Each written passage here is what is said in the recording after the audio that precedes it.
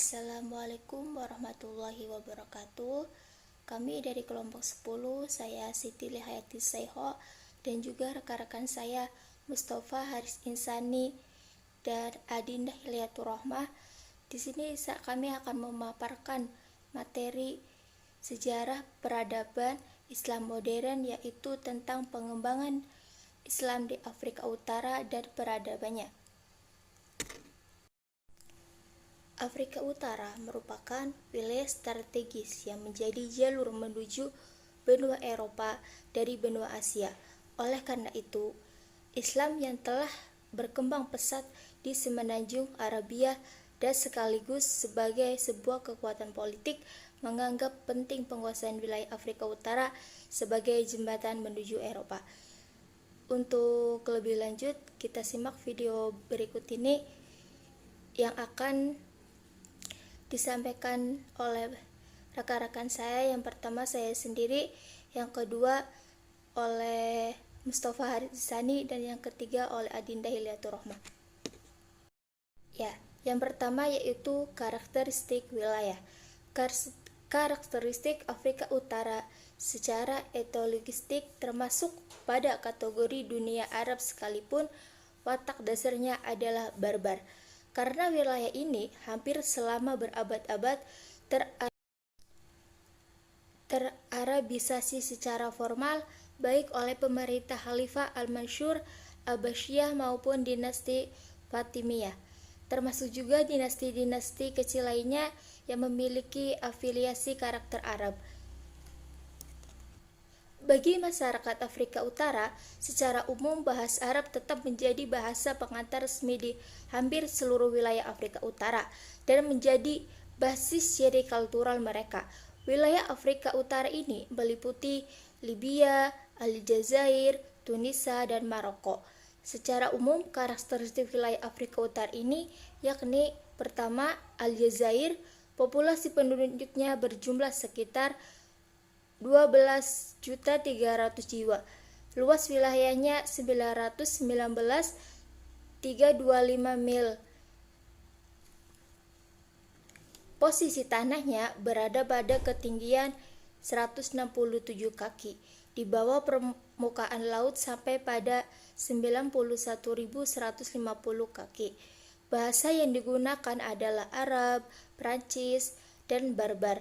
Mata uangnya adalah dinar Aljazair. Yang kedua, Maroko.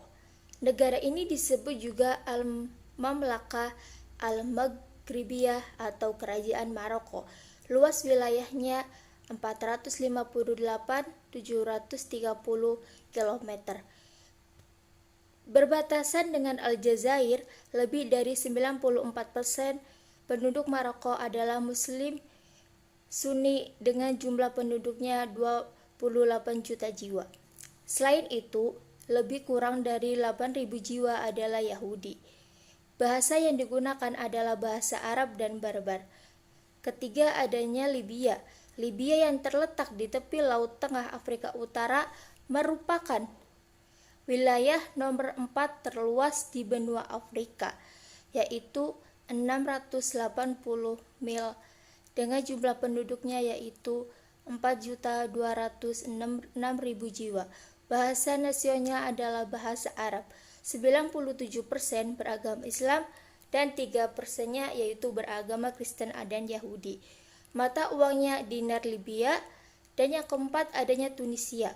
Tunisia merupakan wilayah yang berdekatan dengan Libya dan Aljazair dengan luas wilayahnya 163.610 km. Jumlah penduduknya 9.974.727 jiwa. Penduduknya 98% beragama Islam. Bahasa resminya adalah bahasa Arab dan mata uangnya adalah dinar Tunisia. Untuk materi selanjutnya yang akan disampaikan oleh Mustafa Haris Insani. Bismillahirrahmanirrahim. Assalamualaikum warahmatullahi wabarakatuh. Saya akan menjelaskan mengenai pengembangan Islam di Afrika Utara. Perkembangan Islam di Afrika Utara. Sebagai wilayah penghubung antara timur dan barat, maka Afrika Utara, Libya, Tunisia, Aljazair, serta Maroko memainkan peran penting bagi perkembangan peradaban bangsa-bangsa di dunia, terutama peradaban Islam. Dalam buku sejarah Islam dijelaskan bahwa perkembangan Islam di Afrika Utara ini telah dimulai sejak Khalifah Umar bin Khattab pada tahun 634 sampai 644 Masehi, yang mengutus Amr bin As untuk menguasai Mesir dengan jumlah pasukan 4.000 orang. Dan sepanjang perjalanan menuju Mesir, pasukan Amr bin As bertambah menjadi 20.000 orang. Setelah menguasai Mesir dan mendapatkan izin Khalifah Umar bin Khattab, Amr bin As beserta pasukannya meneruskan ekspedisi ke wilayah Afrika Utara. Setelah wilayah Maghribi di bawah kendali Islam, maka lengkaplah sudah kawasan Islam terbentang dari Maghribi Barat sampai India di sebelah timur. Selanjutnya, pada masa Bani Umayyah, perluasan wilayah di Afrika Utara lebih banyak yang telah dilakukan Khalifah Umar bin Khattab dilanjutkan terus oleh Khalifah Al-Walid pada tahun 705 sampai 715 Masehi. Di bawah Amir Maghribi berhasil menaklukkan kota lama Kartago untuk selanjutnya memasuki daerah suku Barbar. Kartago merupakan kota indah di zaman Romawi dengan bangunan indah di perbukitan pantai Libya menghadap ke Laut Tengah. Setelah menguasai seluruh Afrika Utara pada tahun 710 Masehi, Amir Maghribi memerintah Panglima Tariq bin Ziyad untuk menyeberang ke Spanyol dengan pasukan berjumlah 7.000 prajurit.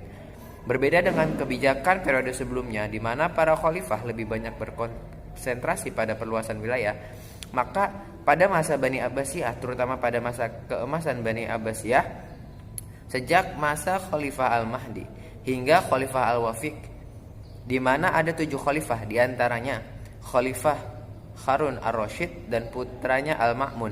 Para khalifah ini lebih menekankan pengembangan dan pembinaan peradaban serta kebudayaan Islam ketimbang perluasan wilayah. Orientasi ini menjadi pembeda antara Bani Umayyah yang lebih mementingkan perluasan wilayah dengan Bani Abbasiyah yang lebih mementingkan pengembangan dan pembinaan peradaban serta kebudayaan Islam. Akibat kebijakan tersebut, wilayah-wilayah di pinggiran mulai terlepas dari kekuasaan mereka. Menurut Abu Sa'ud, ada 2 kecenderungan yang terjadi, yaitu pertama, pemimpin lokal memimpin setiap pemberontakan dan berhasil mendirikan dinasti baru yang ditunjuk seperti dinasti Umayyah di Spanyol dan dinasti Idrifiyah di Maroko. Kedua, ketika orang yang ditunjuk menjadi gubernur oleh khalifah menjadi sangat kuat lalu melepaskan diri dari pemerintah pusat. Selanjutnya saya Adilah Rahma sebagai pemateri ketiga. Di sini saya akan mereview mengenai peradaban Islam di Afrika Utara. Terdapat 4 peradaban. Yang pertama itu mengenai penggunaan bahasa Arab di seluruh wilayah kekuasaan Islam. Bahasa Arab ini telah resmi menjadi bahasa yang digunakan oleh masyarakat Muslim di berbagai wilayah, khususnya di Afrika Utara. Bahasa Arab juga telah menjadi bahasa komunikasi antar suku dan bangsa, serta bahasa ilmu pengetahuan. Selanjutnya itu mengenai perkembangan bidang administrasi pemerintahan. Pada kehadiran Islam di Afrika Utara ini telah memberikan sumbangan yang sangat besar bagi kemajuan bidang administrasi pemerintahan, seperti pada masa pemerintahan dinasti Fatimiyah, yang mana terdapat khalifah yang menjabat sebagai kepala negara baik dalam urusan keduniaan maupun urusan keagamaan. Selanjutnya adanya kementerian negara yang terbagi dalam 2 kelompok. Yang pertama itu para ahli di bidang militer dan yang kedua para ahli di bidang keilmuan. Selanjutnya itu mengenai toleransi beragama, kelembutan, dan keadilan. Sangat jelas sekali ya bahwa ajaran Islam itu sangat menjunjung tinggi toleransi beragama, keadilan, dan kelembutan dalam pemerintahan. Yang terakhir yaitu mengenai kemajuan ilmu pengetahuan, arsitektur, dan bangunan. Terdapat 3 dinasti. Yang pertama itu pada masa dinasti Fatimiyah. Seperti pada masa Ibnu Khilis, di dalam Istana Al-Aziz ini terdapat seorang fisikawan besar bernama Muhammad Al-Tamim. Beliau ini sejarawan dan topografer. besar bernama Al-Kindi.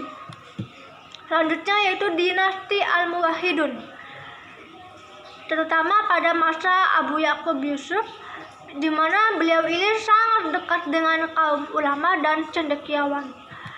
Yang terakhir yaitu pada dinasti Murabbitun, dibangun gedung-gedung baru yang megah dan arsitektur. Dapat dipahami ya bahwa data sejarah di Afrika Utara ini dengan beberapa aspek kemajuannya, baik di bidang administrasi pemerintahan, ilmu pengetahuan, arsitektur, bangunan-bangunan bersejarah, pola hidup penguasa dan masyarakat, menjadi bukti sejarah bahwa Islam ini rahmatan lil alamin.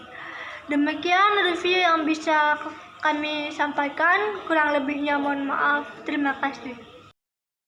Itulah beberapa poin yang dapat disampaikan oleh kelompok kami, kelompok 10. Kurang lebihnya mohon maaf. Wassalamualaikum warahmatullahi wabarakatuh.